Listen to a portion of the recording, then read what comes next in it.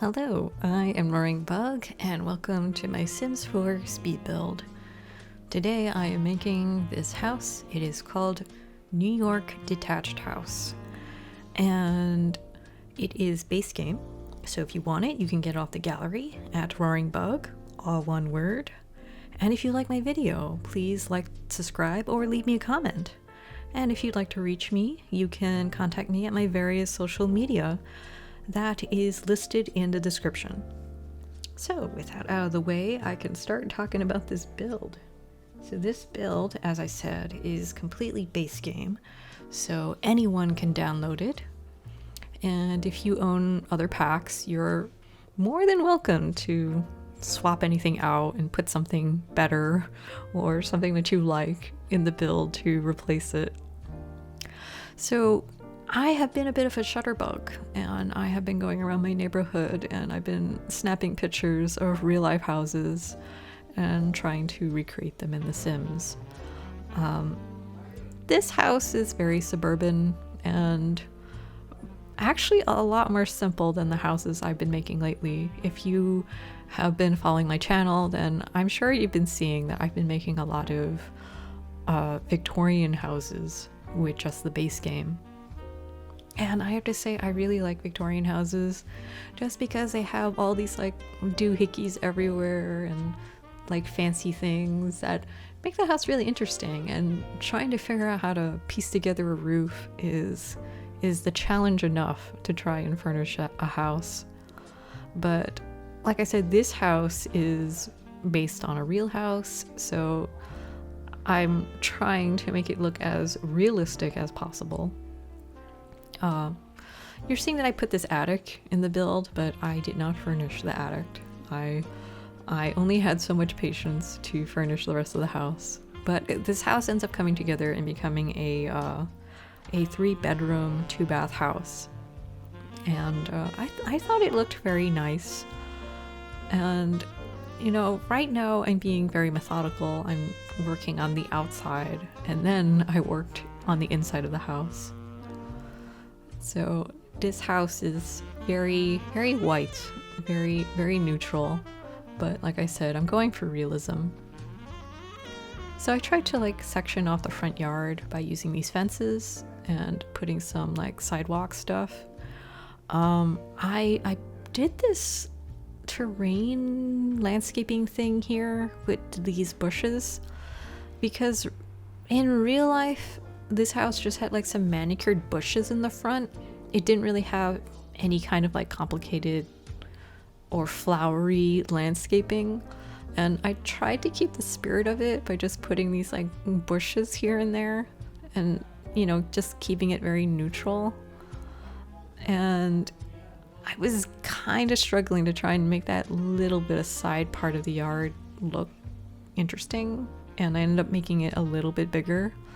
And then I was like, oh, I need symmetry here. Let me make the other side of this front yard a little bit bigger. Which I think helps because since this house is very narrow, I think it helps to try and widen the front yard part. And I put this debug plant. I used a lot of debug items, like this fence, that is a debug item. So for those who don't know, I use a lot of debug when I do my landscaping. So debug are just, I use them because they don't have any cost in the game. Because I'm doing all of this like landscaping business, I don't want the house to be any more expensive than it has to be.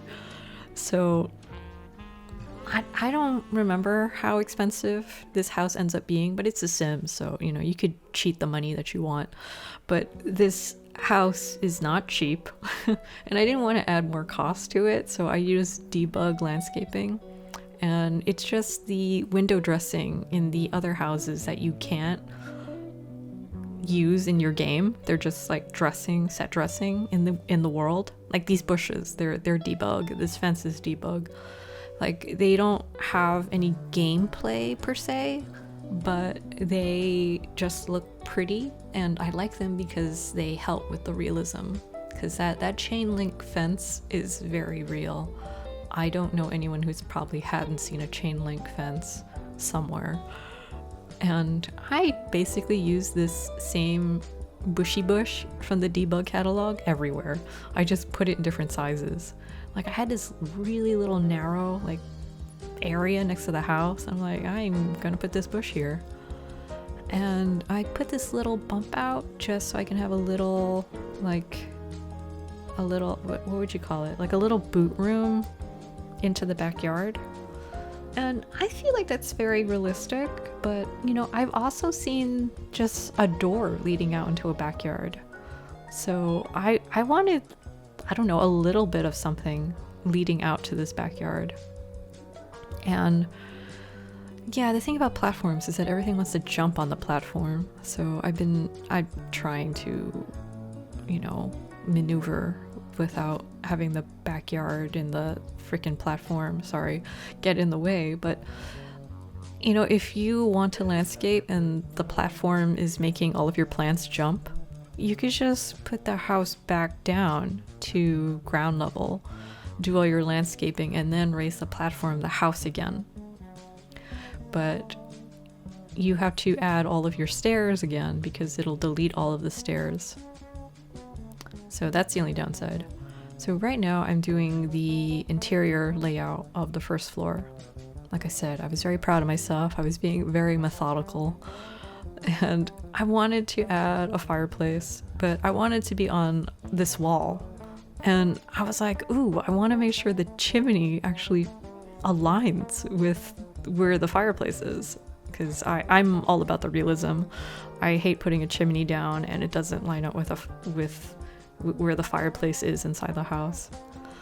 Though, realistically speaking, not a lot of houses in New York have fireplaces.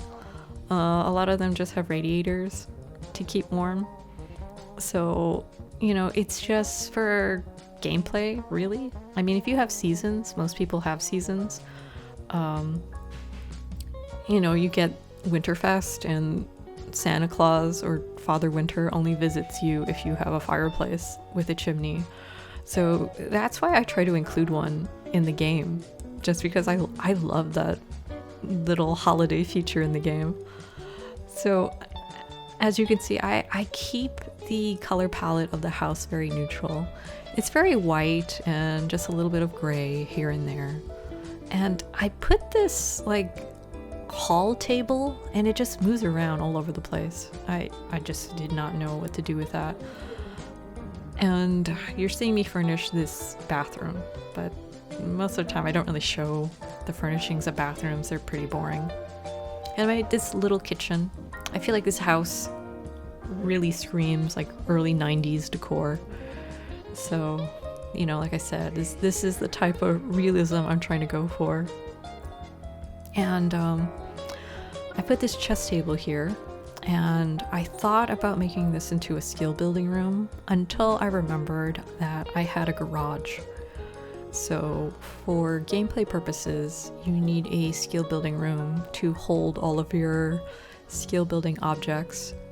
So I was like, sometimes I would put it in the house where this, like I said, this formal dining room would be, but because, like I said, I have the garage, I was like, I'm gonna put it in the garage.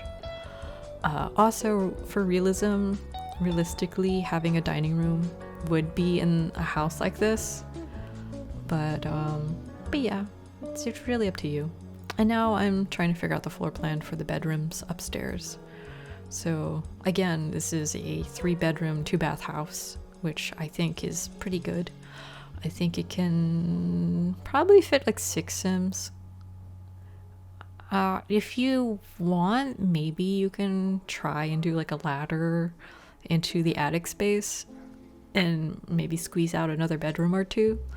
But, you know, I'll leave that up to you. So when I make houses, I don't really intend to play. I make them accessible to every life stage of a sim. So I have a crib for an infant, I have a toddler bed, and I have like bunk beds for 2 kids or teenagers. It really depends on what you want to do, but I decked it out for kids because kids actually have the most items for gameplay, like the art table and the science table. And if you're playing with teens, you can just delete it. So that's why I usually, if I'm doing like every life stage in the sim, I usually pick kids instead of teens, because teens are just like, let's face it, they're like adults in the Sims. And I put this like this primary bedroom, and like I said, it's very neutral, very pretty, and you know, it's very calming. It's a very calm space.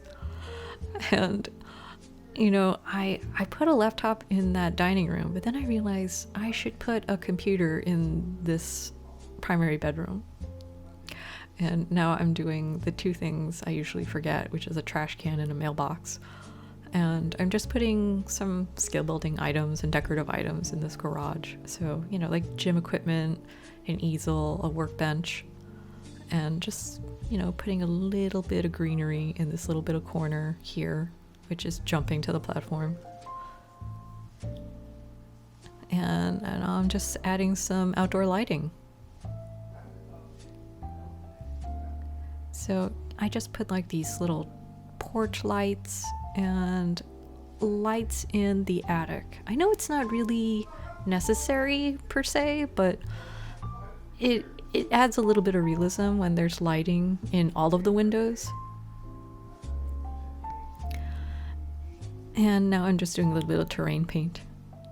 And that should be the end of my build. So, thank you very much for watching. Bye!